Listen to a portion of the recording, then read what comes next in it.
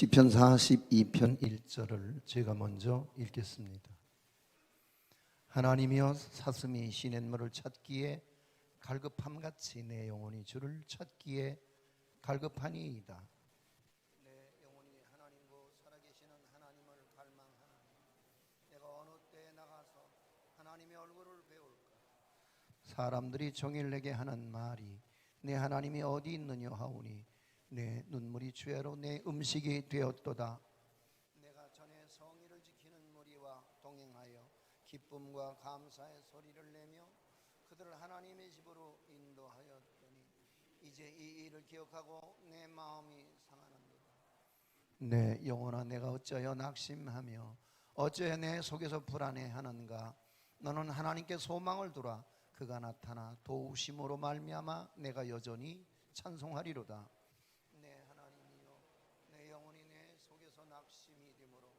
내가 요단 땅과 헤르몬 산과 미살 산에서 주를 기억하나이다.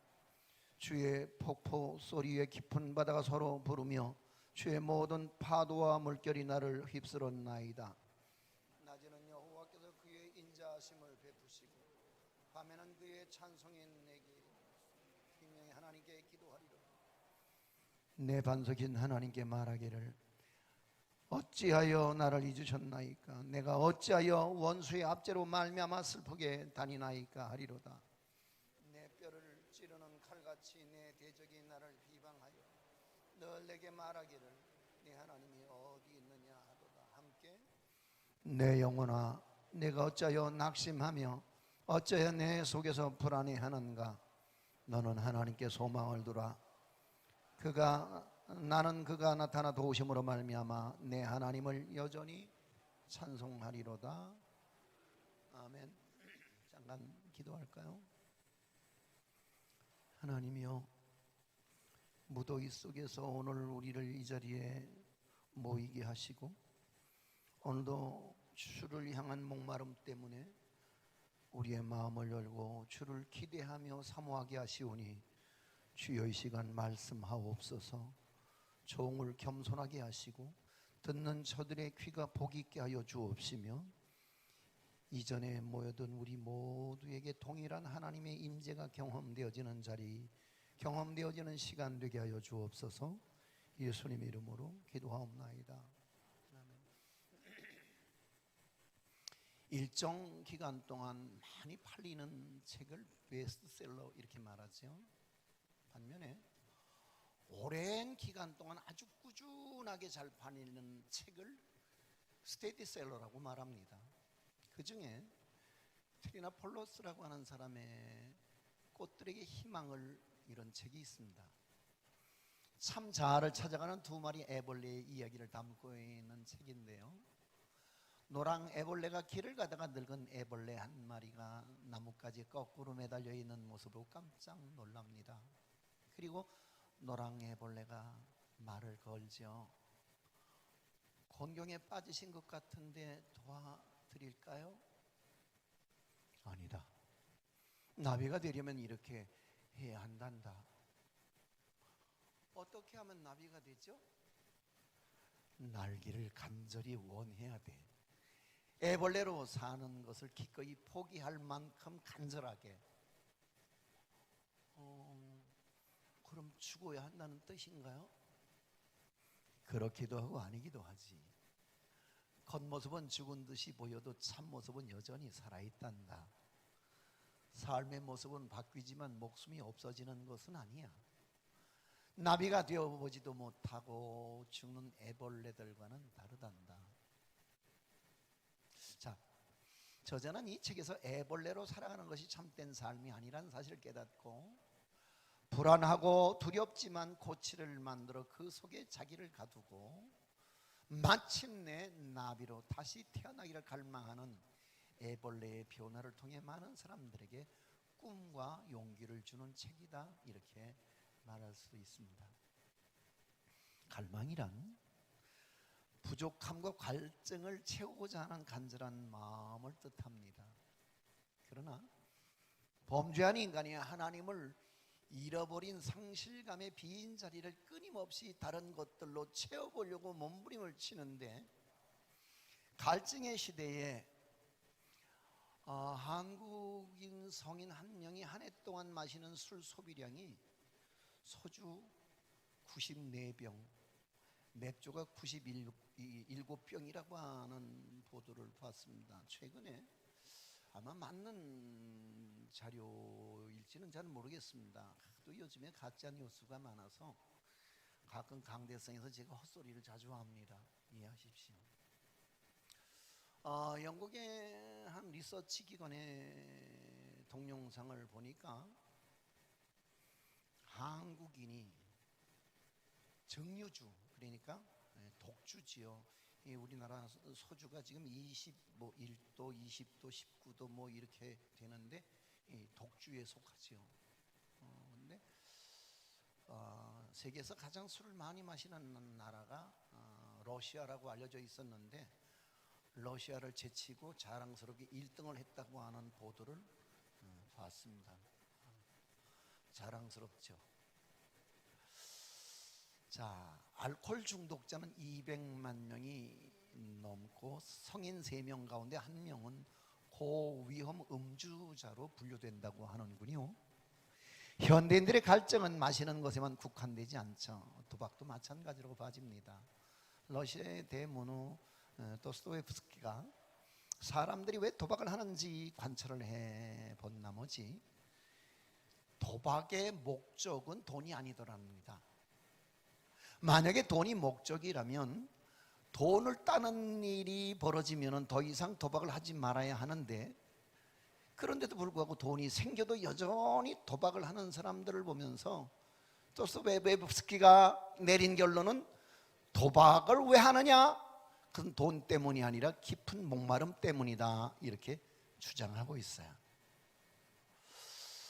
사람의 마음은 터진 웅덩이와 같아서 아무리 채워도 채울 수 없는 갈망으로 뭉쳐진 덩어리일 뿐입니다. 따라서 우리 모두에게는 끊임없는 목마름, 감출 수 없는 내면의 갈망이 있게 마련인데요, 어린 시절부터 노년이 될 때까지 내면의 갈망은 형태만 다를 뿐 사라지지 않을 뿐더러 모든 인간이 하나님을 만나기까지는 아무도 이 막연한 갈망에서 자유로울 수 없다는 얘기입니다. 그러나 하나님께서 인간에게 찾아오실 때 비로소 자신의 목마름의 정체가 무엇인지를 발견할 수 있게 된답니다. 자, 이를테면 사마리아 여인을 주님께서 찾아가 주셨을 때 사마리아 여인이 깨달은 것이 바로 그거였습니다. 그녀는 자신의 목마름이 멋있고 좋은 남자를 만나면 채워질 것이라고 생각했을지도 모릅니다. 왜냐하면 그녀가 이미 결혼을 5번씩이나 했었으며 지금 현재 살고 있는 남자도 결혼조차 하지 않은 외간 남자였기 때문입니다. 하지만 주님께서 그녀를 만나 주셨을 때 그녀는 비로소 갈망의 진정한 실체를 알게 되었더라는 거죠. 주님은 여인에게 이 물을 마시는 자마다 다시 목마르려니와 내가 주는 물을 마시는 자는 영원히 목마르지 아니하리니 내가 주는 물은 그 속에서 영생하도록 솟아나는 샘물이 되리라. 할렐루야. 그러니까 여기에서 주님은 갈망이라고 하는 것이 오직 하나님에 의해서만 채워질 수 있음을 말씀하고 있습니다. 여러분, 갈증이 뭐죠? 갈증? 우리는 흔히 입이 마르고 목이 타는 느낌을 갈증이라고 생각합니다만은, 그러나 갈증이란 단순히 입과 목이 마르는 정도를 넘어서서 우리 몸의 70% 이상 차지하고 있는 물이 피와 세포에 부족할 때 나타나지는 온몸의 반응이자 그로 인한 극심한 고통이 갈증인 거예요. 사람은요, 식사를 하지 않고도 한 달 혹은 그 이상도 버틸 수 있다고 합니다. 많은 물은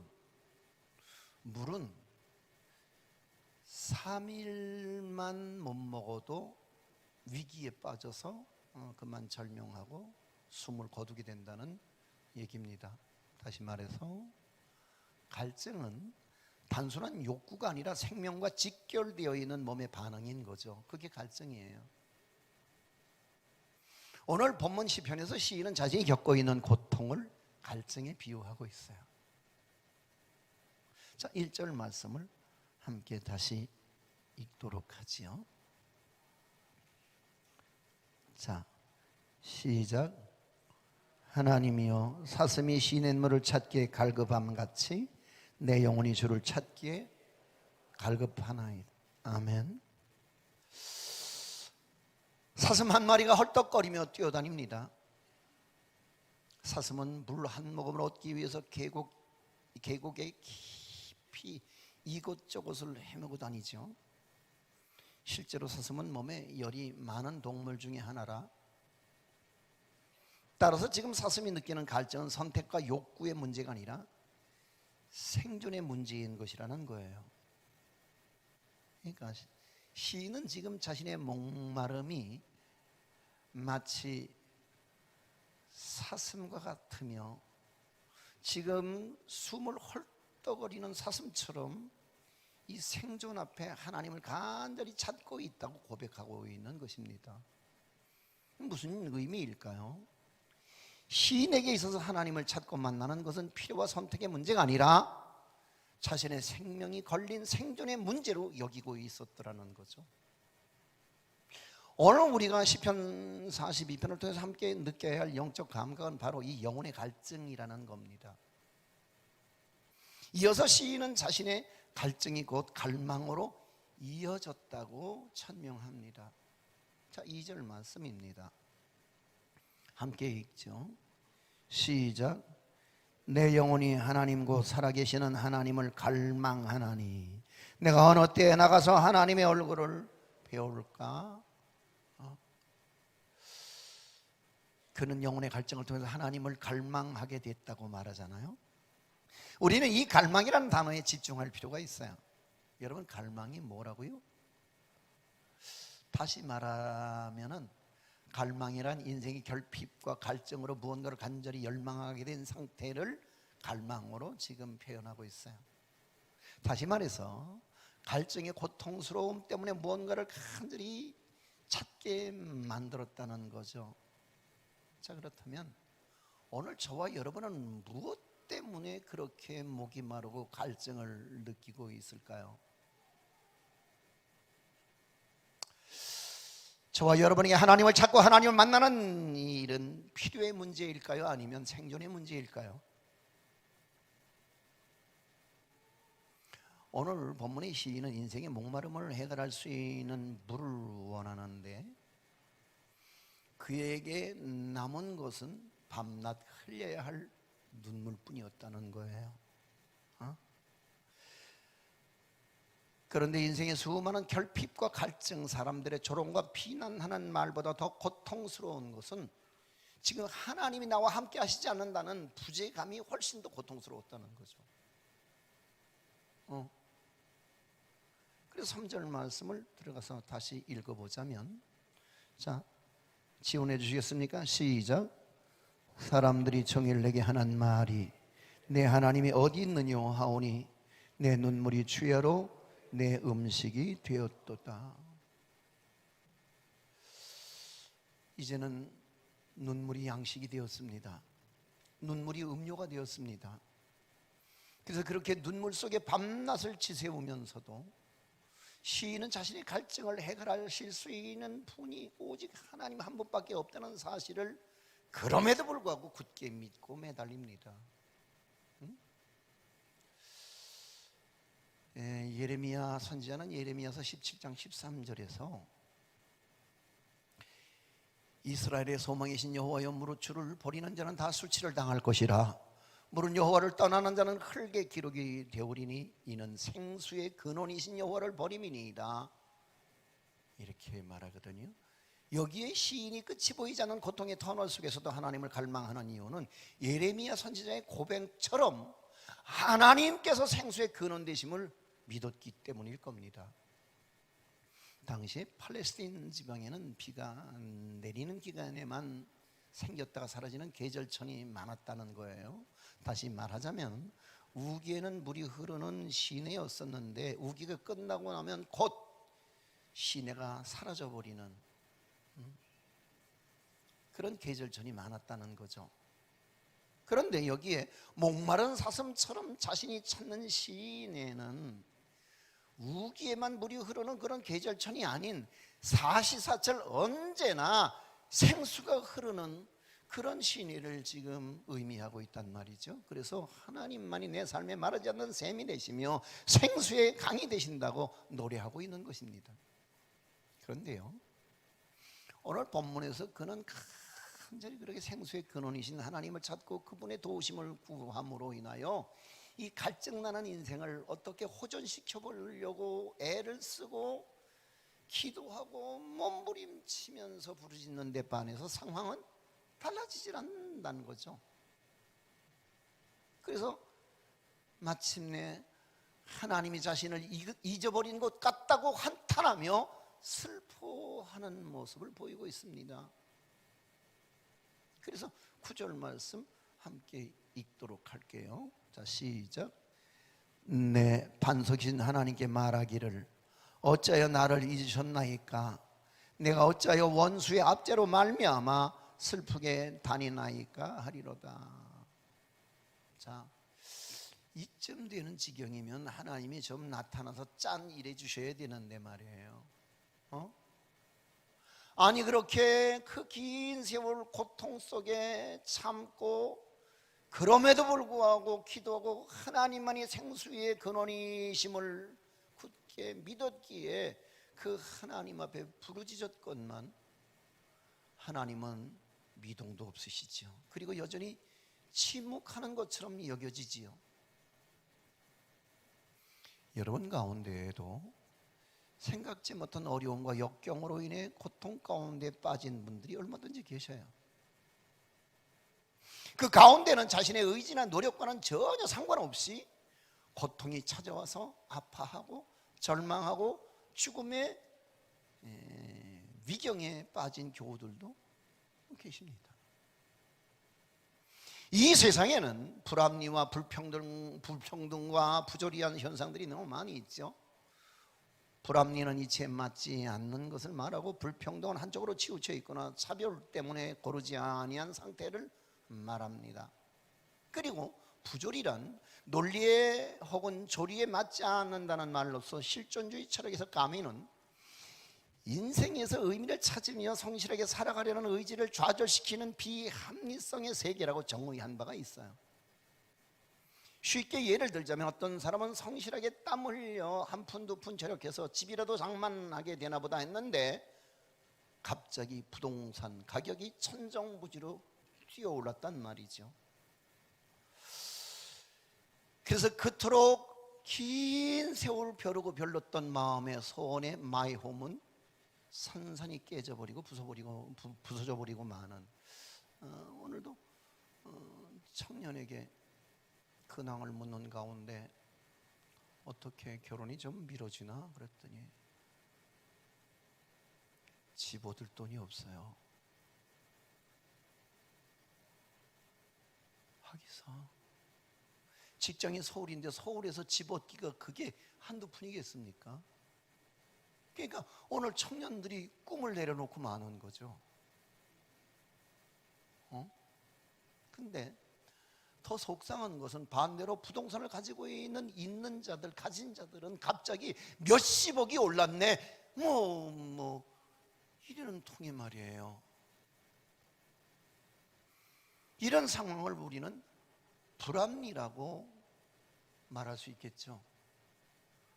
또 어떤 경우는 성실하게 하나님의 이름을 부르며 정직하고 경건하게 하나님 앞에서 믿음으로 살고자 그렇게 처절한 몸부림을 쳤는데 그럼에도 불구하고 원치 않는 질병이 찾아와서 목을 조이기도 하고 혼란의 쓰나미가 닥쳐서 그래서 이제는 어떻게 회복 불가능한 그런 지경의 사람들도 많더라는 거예요. 근데 속상한 거는 세상에 교만할 대로 교만해서 하늘에 주먹질을 하고도 저렇게 등 따스고 배부르고 저렇게 형통하는 악인들을 보면서 뭐지? 하나님이 계신다면 하나님을 믿고 하나님을 섬기는 일이 이 무의미하다. 그래서 그 무의미하게 여겨진 나머지 갈등하기도 하고 교회를 떠나기도 하는 사람들도 오늘 우리 주변에 얼마든지 있을 수 있어요. 우리들이 이러한 경우를 만날 때 대개는 하나님이 계시는가, 또는 하나님이 공의로우신 분 맞는가, 정말 하나님이 이 세상을 통치하고 계시는가, 이런 질문을 할 수밖에 없죠. 이 질문에서 좀 더 나가서 하나님을 찬양하기보다는 원망하고 불의한 분으로 하나님을 몰아세우는 죄를 범하기도 합니다. 그런데 주목하십시오. 여기서 우리가 기억해야 할 사실이 하나 있습니다. 목말라 하는 우리들보다, 이 갈증 때문에 심각한 딜레마에 빠진 우리들보다 더 극심한 갈등으로 고통받는 분이 계신다는 거죠. 그분이 바로 십자가의 예수님이시죠. 예수님은 온몸에 물과 피를 다 쏟으시며 타는 갈증으로 고통받고 모든 신경과 세포가 다 말라 들어가는 십자가 위에서 내가 목마르다 이렇게 절규하시면서 갈증과 고통을 끝까지 감내하시는 것을 볼 수 있습니다. 예수님은 무엇 때문에 십자가 위에서 갈증과 그로 인한 극심한 고통을 참아내셨을까요? 그 이유는 예수님의 갈망 때문이었습니다. 우리를 죄와 사망에서 살리고자 하는 포기할 수 없는 갈망, 우리를 구원하시고자 하는 그 내려놓을 수 없는 열망 때문에 십자가의 갈증을 주님은 끝까지 참아내셨다는 거죠. 뿐만 아닙니다. 엘리 엘리 라마 사박단이라고, 하나님이여 하나님이 어찌하여 나를 버리시나이까, 처절하게 단절된 듯한 하나님의 부재로 예수님은 고통스러워하셨습니다. 우리는 시편 42편을 읽으면서 목마른 사슴이 하나님을 간절히 찾는 것이 자신이라고 대입해 볼 수 있습니다. 내가 하나님을 갈망하며 계곡 가장 깊은 곳까지 내려가고 또 내려가고 또 내려가서 단 한 방울의 물이라도 찾을 수만 있다면, 그래서 그런 고통스러운 갈증과 갈망 속에서 하나님을 불렀건만 하나님을 나 못 찾았노라고, 그토록 간절히 부르짖었건만 하나님은 내 곁에 없었다고. 그래서 많은 이들이 원망하고 그 하나님의 침묵에 대해서 실망하는 가운데, 네, 한번 묻습니다. 여러분 정말 그렇기만 할까요? 사탄이 우리 기독교 신앙을 무너뜨리기 위해서 사용하는 도구가 무엇인 줄 아십니까? 신앙인의 마음을 무기력하게 만들고 의욕을 상실하게 만들며 관계성을 파괴하고 우리의 위기적 상황 속에서 그나마도 마지막 스스로 극단의 선택을 할 수 있도록 우리의 의지를 무력화시키는 것, 그것이 바로 낙심이라는 겁니다. 낙심, 그것은 그리스도인을 무섭게 파괴하는 무기일 뿐만 아니라 이 사회를 파괴시키는 사탄 마귀의 강력한 도전이기도 합니다. 그렇습니다. 낙심은 마음의 바이러스입니다. 그래서 한 사람이 전염이 되면 그 낙심은 가정으로 이웃으로 퍼져서 신앙 공동체 전체를 무기력하게 만들어버리는 경우는 우리 주변에 얼마든지 있습니다. 자, 그러면 우리말 사전에 보면 낙심이란 말은 한문으로 떨어질 낙자의 마음 심자입니다. 그러니까 이게 이제 해석을 보면 바라던 일이 이루어지지 않아 마음이 풀어짐, 이렇게 이제 소개하고 있는데요. 히브리어로 낙심이라고 하는 말은 샤하흐라고 하는 단어를 사용하고 있어요. 샤하흐. 이 말의 뜻은 풀이 죽어버리게 하다. 그러니까 구부리다, 누이다, 이 풀이 죽다고 하는 말은 마치 밭에서 막 뜯어온 그 싱싱한 배추에다가 소금 몇 번으로 숨이 팍 죽어버리게 만드는, 그래서 그 소금물에 그 채소가 숨이 죽고 풀이 죽어버리는 것처럼 그런 뜻을 가지고 있는 단어가 샤하흐라고 하는 단어예요. 우리가 병균에 감염이 된 사람 몸이 풀어져서, 그래서 이제 숨이 죽어버리죠. 꼼짝 못하기도 하죠. 이 낙심이라고 하는 마음에 감염이 돼버리면 희망도 소망도 미래도 없어지는 겁니다. 그리고 무기력해지고 쉽사리 포기하는데 생명까지도 포기해버리죠. 미래 아무 관심 없습니다. 요즘 젊은이들 사람도 만나기 싫고 일하기도 싫죠. 심지어는 교회 다니는 일조차 낭비라고 생각하죠. 시간 낭비, 돈 낭비. 여러분, 오늘 말씀을 통해서 깨닫게 되는 것은 오늘 시편에 진짜 목마른 사슴은 따로 있었다는 거예요. 그것은 타는 갈증으로 우리를 찾아 헤매시고 우리를 구원하시기 위해서 그 갈망으로 우리의 깊은 죄악의 계곡 저 밑바닥까지 찾아오셔서 가장 낮은 곳 마구간을 넘어서 가장 처절한 갈보리의 십자가 위로 찾아오신 예수, 그분은 인류의 가장 목마른 사슴이셨죠. 그리고 예수는 우리에게 말씀하십니다. 요한복음 7장 37절부터 38절 말씀을 우리 함께 읽어보도록 하겠습니다. 시작. 명절 끝날 곧 큰 날에 예수께서 서서 외쳐 이르시되 누구든지 목마르거든 내게로 와서 마시라. 나를 믿는 자는 성경의 이름과 같이 그 배에서 생수의 강이 흘러나오리라 하시니. 자, 그렇게 우리를 찾아오신 예수님, 저 하늘의 간극을 넘어서 오늘 인간 세상의 저 죄악의 깊은 바닥까지 그렇게 찾아오신 그분은 우리가 그토록 갈망하는 생수의 강이 되어주셨습니다. 할렐루야. 근데 자, 가장 큰 문제는 인간이 무엇인가를 갈망하는 데 반해서 그것이 어떤 것인지 정확하게 간파하지 못한다는 데 문제가 있어요. 어떤 사람은 이 갈증이, 이 갈망이 돈으로 해결되는 줄 알고 그저 막 돈을 무섭게 따라다니는 사람들이 있어요.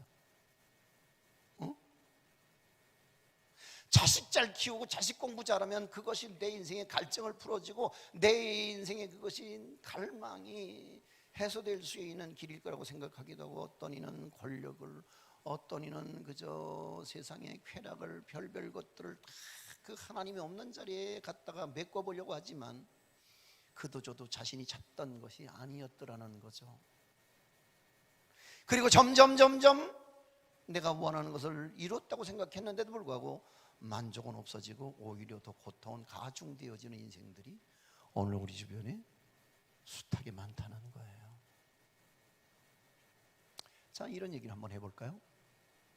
1977년에 미국의 억만장자였던 하워드 휴즈가 세상을 떠났을 때 그가 남긴 유산이 그 당시에 시가로 20억 달러인데 지금 우리의 돈으로 환산하자면 아마 어마어마한 수십조가 넘는 엄청난 돈일 겁니다. 그는 방송, 영화, 항공, 여행, 관광, 카지노 막 50여 개의 기업들을 운영하기도 했고, 그는 끊임없이 할리우드의 유명한 여배우들과 이런저런 연문을 많이 뿌리고 다니기도 했어요.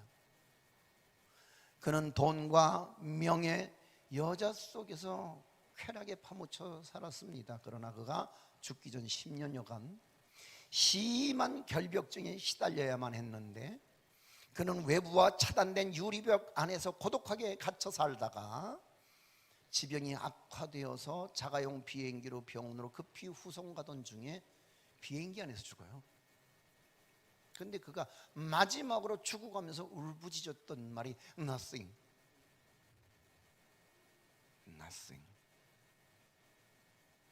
아무것도 아니야. 아무것도 아니야. 그리고 절규하며 죽었어요.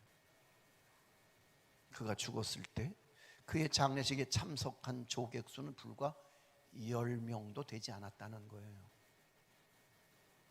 심지어는 장례식을 집례할 목사님도 안 계셔서 인근에 있는 목사님에게 긴급히 부탁할 수밖에 없는 상황이 벌어졌는데, 그날의 그 장례식을 집례한 목사님마저도 그저 짤막하고 아주 건조하게, 하나님 아버지, 하워드 휴즈가 빈손으로 왔다가 빈손으로 갑니다. 그를 불쌍히 여겨주소서. 그랬다는 거예요. 자, C.S. 로이스는 이 세상 사람들은 너무 허접한 것에 쉽게 만족해버리고 만다. 그래서 정말 만족할 수 있는 것들은 바라보지 못한 채 인생을 마감한다, 이렇게 말하고 있어요. 저는 이 시간 저와 여러분 모두가 한결같이 하나님의 임재를 갈망하고 날마다 영혼의 갈증 때문에 예수를 갈망하고 영생을 갈망하는 심령이 가난한 하나님의 사람들이 될 수 있기를 소망합니다. 세상의 것들이 부족해서 그런 결핍 때문에 마음이 상하는 게 아니라 이 영적으로 채워지지 않는 이 거룩한 갈망 때문에 오늘도 심령이 가난한 자는 복이 있나니라고 말씀하신 주님 앞에 복이 있는 가난쟁이들이 될 수 있길 주의 이름으로 소망합니다. 하나님을 찾되 간절히 찾고 또 찾고 바라고 구하는, 마침내 그러다가 갈망하고 갈망하던 그 하나님의 임재를 경험케 되어지는 그런 은혜가 오늘 저와 여러분에게 있게 되기를 소망합니다. 오늘 제가 이 설교를 마무리하면서 꼭 전하고 싶은 말씀은, 우리가 그분을 갈망하는 것보다 그분은 더 큰 갈망으로 우리의 영혼과 우리의 영생을 위해서, 우리의 구원을 위해서 주님은 그렇게 갈망하시기에 십자가에서 물 한 방울, 피 한 방울 남기지 않고 그분은 우리를 위해 다 쏟아주셨다는 것입니다. 그 큰 갈망. 주님은 오늘도 우리가 주를 갈망하는 것 이상으로 우리를 갈망하고 계십니다. 그래서 주님은 우리에게 말씀하기를, 나를 믿는 자는 성경의 이름과 같이 그 배에서 생수의 강이 흘러나오리라. 너희가 먹는 물은 먹으면 먹을수록 또다시 필요해지는 물이지만 내가 주는 물을 마시는 자는 세상에 주는 물과는 달라서 영원히 생수의 강으로 너희 배에서 흐르리라. 할렐루야. 우리 함께 찬양하기 원합니다. 목마른 사슴 시냇물을 찾아 헤매듯이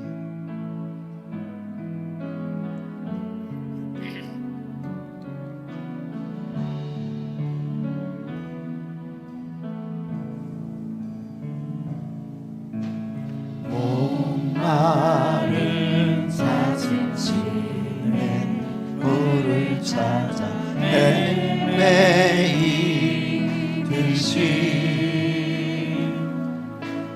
내 영혼 주를 찾기에 갈급하나이다.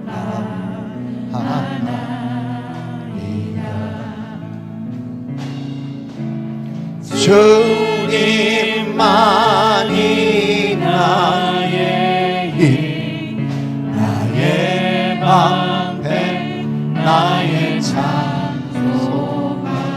아멘. 나의 몸 정성 다 바쳐서 주님 곁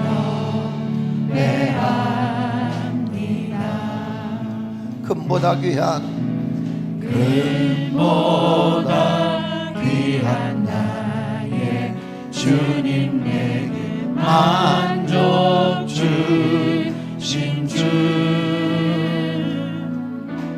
당신만이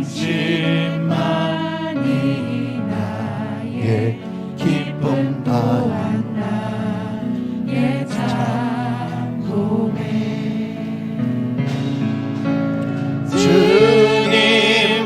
주님만이 나의 힘 나의 방패 나의 참 소망 나의 몸 정성 다 바쳐서 주님 경배합니다 금보다 귀한 나의 주님 금보다 귀한 나의 주님 내게 만족 주신 주 당신만이 나의 기쁨 당신만이 나의 기쁨 또한 나의 참 보배 할렐루야 주님만이 나의 힘 나의 방패 나의 참 소망 나의 몸 정성 다 바쳐서 주님 경배합니다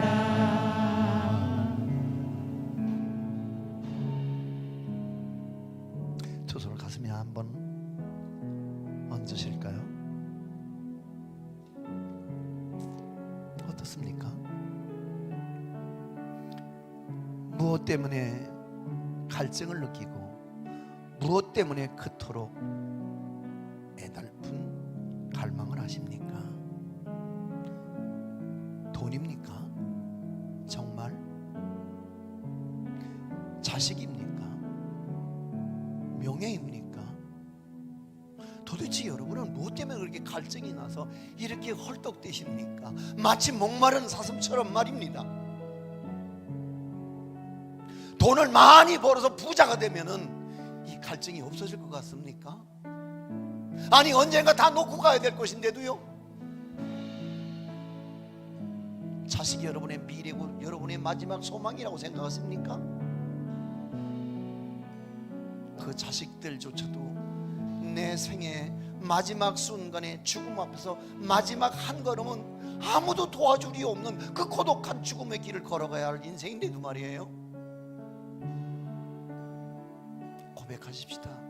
주님이여 나의 길을 저 영혼까지 이끄실 당신이요 오늘 내 영혼의 갈증을 풀으실 오직 유일한 생수의 근원이신 여호와여 내가 주를 바라나이다. 우리 다 함께 주여 한번 부르고 기도하며 나갑니다. 주여 사랑과 내가 충만하신 하나님 감사합니다. 주여 오늘도 우리를 거룩한 자녀로 삼아주셔서 감사합니다. 주여 우리를 불쌍히 여겨주옵소서. 허망하고 허탄한 것들에 마음 뺏겨버리는 우리를 용서하여 주옵소서. 주여 오직 주님만이 나의 보배가 되시며 주님만이 나의 기쁨이 되시나이다. 주여 주님 한 번만으로 만족하길 원하며 내 인생의 갈증이 내 인생의 갈망이 예수 한 번만으로 만족해지는 놀라운 인생의 역전이 시작되게 하여 주옵소서. 주님만을 소망합니다. 주님만을 경배합니다. 오늘도 주의 이름을 믿고 부르고 찾고 오늘도 주의 손에 붙들린 역사의 길을 영광의 길을 하나님 아멘 감사함으로 걸어 나아갈 수 있도록 할렐루야 아버지 주여 우리를 하나님의 강한 손으로 붙들어 주옵소서. 하나님의 권능으로 충만케 하여 주시옵소서. 할렐루야 하나님 하나님의 하나님의 권능이 담대하게 서서 주님만 바라보고 주여 주님만 신뢰하고 의지하며 나갈 수 있도록 영생 천국으로 채우실 거룩한 역사를 내가 되어지는 아름다운 믿음의 담대하게 감사하게 힘있게 살아갈 수 있도록 아버지 채우시고 아버지 주께서 능력이 주셔서 키워 나갈 수 있도록 주여 채워주시고 아버지 하나님 도와주시고 주님 아버지 하나님 도와주시고 할렐루야. 아버지 하나님 하나님 위자하여 주시옵소서. 주 크신 능력과 영광을 다시는 목말하지 거룩한 않게 믿음의 거룩한 길을 가고 다시는 세상의 물을 아버지 부어주자. 하나님 은혜의 목마름 세상을 배회하거나 주의 방황하는 은혜와 일이 없도록 능력을 우리에게 붙들며 예수 살아갈 한 수 번으로 있도록 만족해 의지하며 살아갈 수 있도록 아름다운 신뢰하며 살아갈 수 있도록 주여 채워주시고 감사합니다. 아버지 하나님 주여 주여 하게 하여 주시옵소서. 아버지 인도하여 주여 아름다운 이끌어 주시고 채우시며 결단하며 나가게 하여 주의 그 주옵소서. 시원한 능력을 따라 오늘도 힘있고 담대하게 주 옆에 나가서 채워 주시고 감사합니다. 드립니다. 더 높이 날아오를 수 있도록 하여 주옵소서. 감사합니다. 거룩한 능력과 임재하시고 채우시고 목마른 자들아 주시옵소서. 다 이리로라. 목마른 자들아 다 이리 오라. 이곳에 좋은 샘 흐르노라.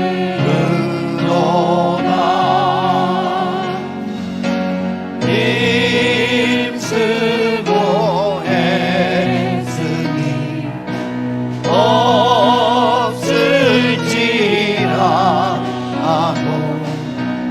이 샘에 오면 다 마시겠네. 이 샘에 솟는 물 강같이 흘러 온 천하 만국에 아통하네.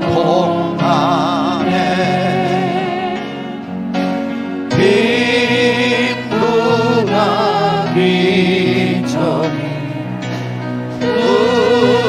분별이 없이 나와서 쉬고 떠나시겠네.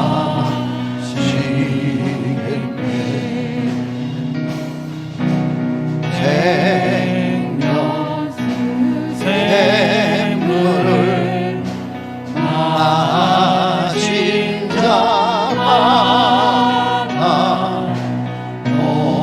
목가슴 마르지 아니하고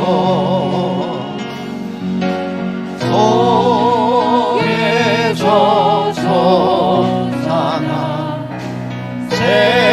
생수가 되어 영원히 솟아 늘 풍성하리.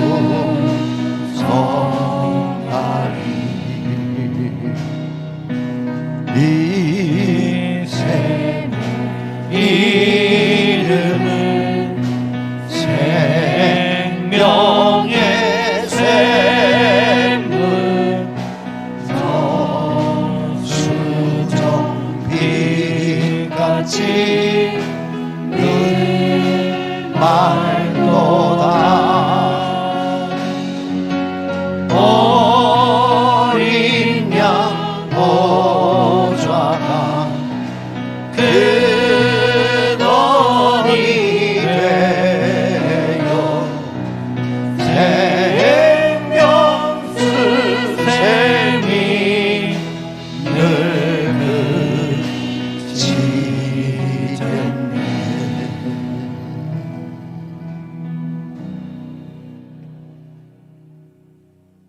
주님, 목이 말라 죽을까 하나이다.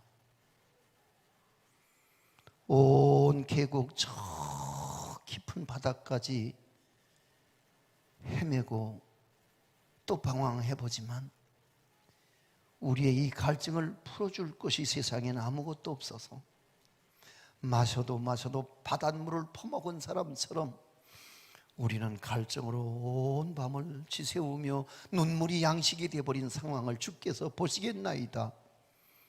주여, 영원히 가라지 않는 생수, 영원히 목마르지 않을 생수를 너희 배에서 강같이 흘러넘치도록 해주시겠다 약속하신 주의 언약을 믿사와 오늘도 내 영혼이 주를 갈망하나이다.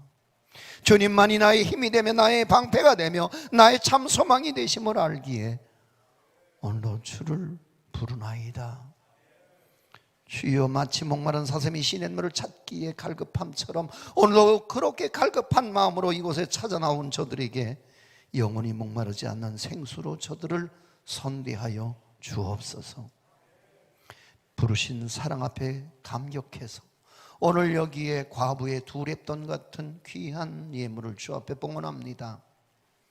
적다 하지 아니하시고 가장 많다고 말씀하시는 주여, 오늘도 저들의 눈물로 고백한 대로, 물질로 표현한 대로 갚으시고 30배, 60배, 100배나 거둘 수 있는 거룩한 재정을 세상에 흘려보내는 선한 사마리아 사람들 되게 하여 주옵소서. 예수님의 이름으로